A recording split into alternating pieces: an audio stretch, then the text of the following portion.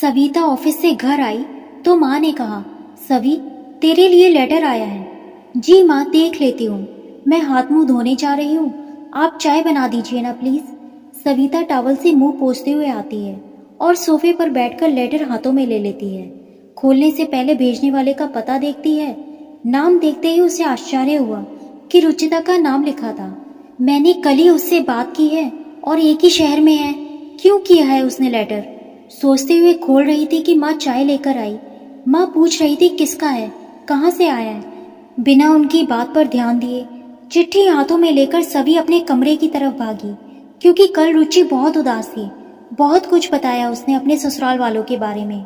सविता ने धड़कते दिल से पत्र खोला और पढ़ना शुरू किया। मेरी प्यारी सवी, तुम सोच रही होगी कि कल ही मैंने तुमसे बात की थी और अचानक मुझे पत्र लिखना पड़ रहा है। आखिर क्यों? क्या बात हो गई है?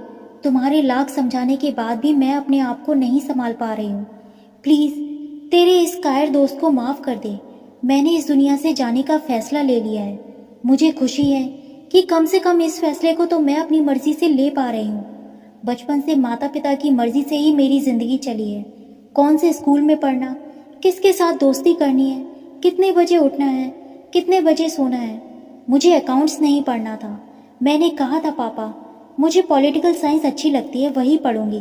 पर नहीं, तुम्हें कुछ नहीं मालूम है, तुझे अकाउंट्स ही पढ़ना पड़ेगा। और यहाँ तक कि विषय भी उन्होंने ही तय किए। नापसंद पढ़ाई को भी अच्छे से ही पढ़ा, क्योंकि अंक कम नहीं होने चाहिए। कॉलेज में ही सुमित से प्यार हुआ, पर कह नहीं सकी, क्योंकि हमारे सामने समाज, संस्कार, जात पात की लंबी दीवार खड़ी थी। कॉलेज के बाद नौकरी भी मिली, पर उससे पहले अजय मिल गया। अपने अरमानों को घोटकर चुपचाप अजय से शादी करनी पड़ी, क्योंकि पढ़ा लिखा अच्छे ओहदे पर है। सबसे बड़ी खासियत बिरादरी का है। तुझे मालूम है ना सभी, कि मैंने मायके में भी अपनी जिंदगी एक पिंजरे में कैद पंछी की तरह घुट घुट कर जिया है। अजय से शादी के बाद मेरा प्रमोशन हुआ। एक छोटे से पिंजरे से बड़े पैसे वाले पिंजरे में कैद हो गई। प्लेट टूटी मेरे कारण, माँ के पैर में मोच आ गई। तुम क्या कर रही थी, ध्यान क्यों नहीं दिया? अजय कहते, घर की हर परेशानी का कारण मैं ही बनती। तुमने कई बार समझाया कि अकाउंट्स में कॉलेज से फर्स्ट है, तुझे आराम से नौकरी मिल जाएगी। मैंने तुम्हारी बात पर ध्यान नहीं दिया। मुझे अच्छा नहीं लगा घर में बताने की हिम्मत ना होने के कारण। एक बार तो तुमने मेरे लिए नौकरी भी ढूंढी थी, पर जब मैंने अपने माता पिता के आगे ही मुंह नहीं खोला तो ससुराल में कहाँ मुंह खोलती। मुझे लगता है कि मेरी परवरिश ही ऐसी है। पिताजी हमेशा कहते थे कि गलत काम नहीं करना, वरना अपने माता पिता को खो दोगी। उस ख्याल से ही दिल दहल जाता था। सभी, कल तो हद ही हो गई।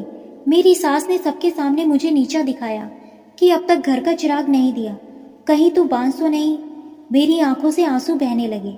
अजय तो अपने माता पिता के सामने मुंह भी नहीं खोलते। उन्होंने ही कहा था कि मेरा प्रमोशन होने वाला है, इसलिए हम अभी थोड़े दिन रुकते हैं।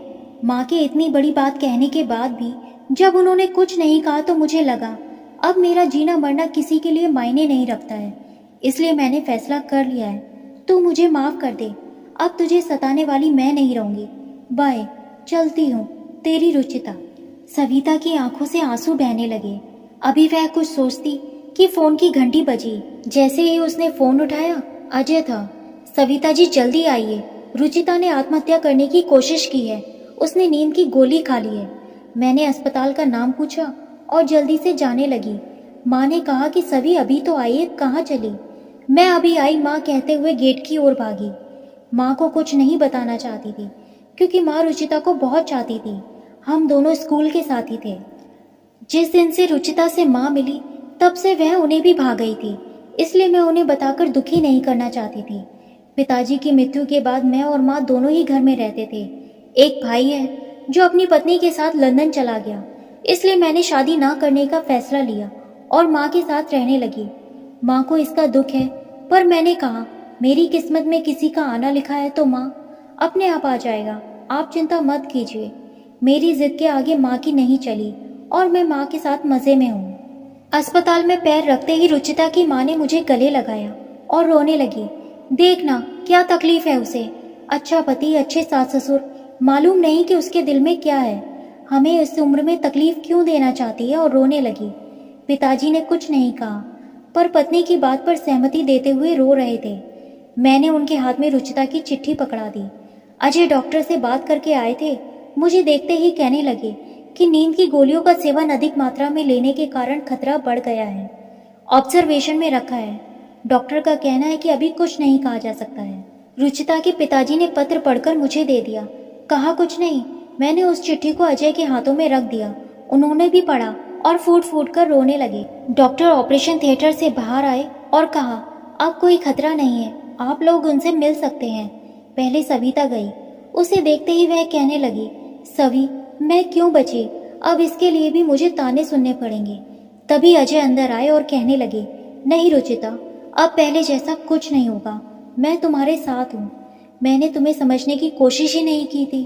अब मुझे अपनी गलती का एहसास हो गया है। अब तुम्हें मैं कोई तकलीफ नहीं होने दूंगा, यह मेरा वादा है। रुचिता के माता पिता ने भी रुचिता से कहा, बेटा, हम दकियानूसी सोच वाले थे। आज तुम्हारी चिट्ठी पढ़ने के बाद मुझे महसूस हुआ कि हम दोनों की सोच कितनी गिरी हुई थी। हमने सोचा अपनी लड़की को अच्छे से पाल पोस कर अच्छे संस्कार देना ही बहुत बड़ा काम है। इस कोशिश में बेटी का दिल दुख रहा है या उसके विचारों की कद्र नहीं कर रहे हैं, उसे अपनी बात रखने की छूट भी नहीं दे रहे हैं। यह सब हमारी सोच में नहीं आया। हमें माफ कर दो बेटा। जब बेटी को तकलीफ होती है तो माता पिता को ही उसका सहारा बनना चाहिए, पर हमने तो तुम्हें अपने दिल की बात कहने की आज़ादी भी तुम्हें नहीं दी। यह हमारी बहुत बड़ी गलती है। आगे से हम ऐसा नहीं करेंगे। हमें माफ कर दो बेटा। शादी के बाद बेटी को पराया कर दिया जाता है, पर अब मैं ऐसा नहीं सोचूंगा। मेरी आंखें खुल गई हैं। तुम्हारे लिए हमारे घर के दरवाजे हमेशा खुले रहेंगे, कहते हुए उसे गले लगा लिया। दोस्तों, आपका अपने माता पिता से कैसा रिश्ता है कमेंट बॉक्स में ज़रूर बताएं। कहानी पसंद आई हो तो चैनल को सब्सक्राइब ज़रूर करें। धन्यवाद।